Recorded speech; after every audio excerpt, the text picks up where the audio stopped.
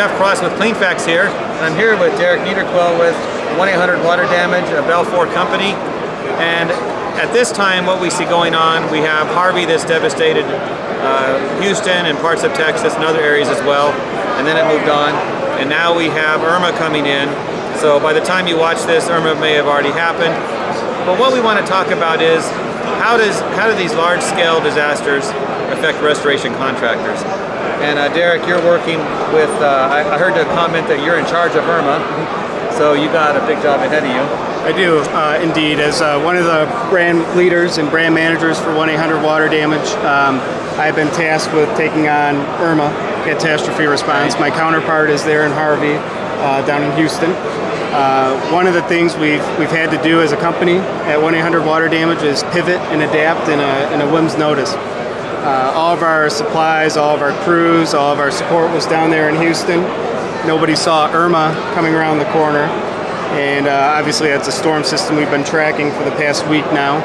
And now that we have a kind of an idea of where that's going to be landing, we are pivoting some of our supplies, our teams, our units, and we're bringing in other folks from our network down to a staging area outside of the storm.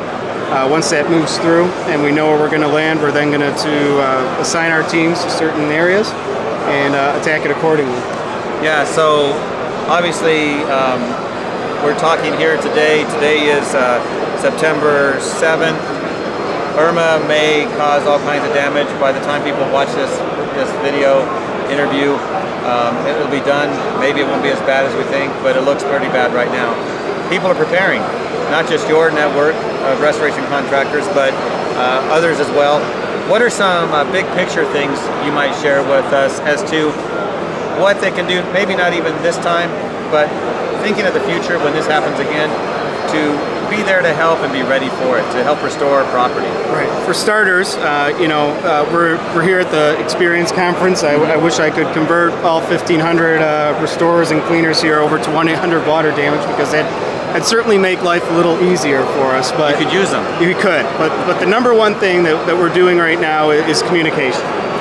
You have to have a plan. You have to communicate with your clients. You have to have an understanding of what kind of policies they have in place, where they're peppered, and then also communicate that with your team from the top down. So whether I'm communicating with my franchisees, my managing operators, I bring their team on board. Safety is the biggest concern. Okay, we have folks down there in Florida. Our biggest concern is their safety, of their well-being and their family. So getting them to a safe location. And then also just communicating with the entire staff, whether it be technicians, making sure everybody understands their role. Okay, in a catastrophe, all we can do is the best we can to plan for that sort of thing. And if we think out all the different roles, all the moving pieces, and assign everyone to their role, that way when they get into the region that they're going to be in, they know exactly what to do. There's no questions, there's no one calling you at 3 a.m. in the morning saying they're sitting around not knowing what to do. That's a restorer's worst nightmare. So all we can do is prepare for the thing, and it all goes back to communication. Sounds like a lot of work, a lot of thought, a system that's in place. What are you seeing as far as material and equipment? Is that a shortage?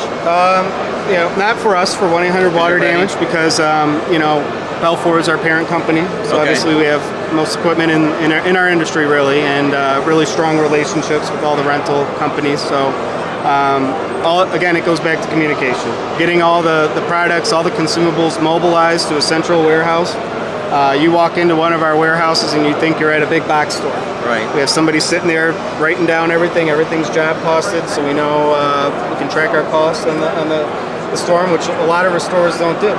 They go down there and it's like the Wild West, and they're not tracking their consumables, and that's something at Belfour and at 1-800-Water Damage we're very good at.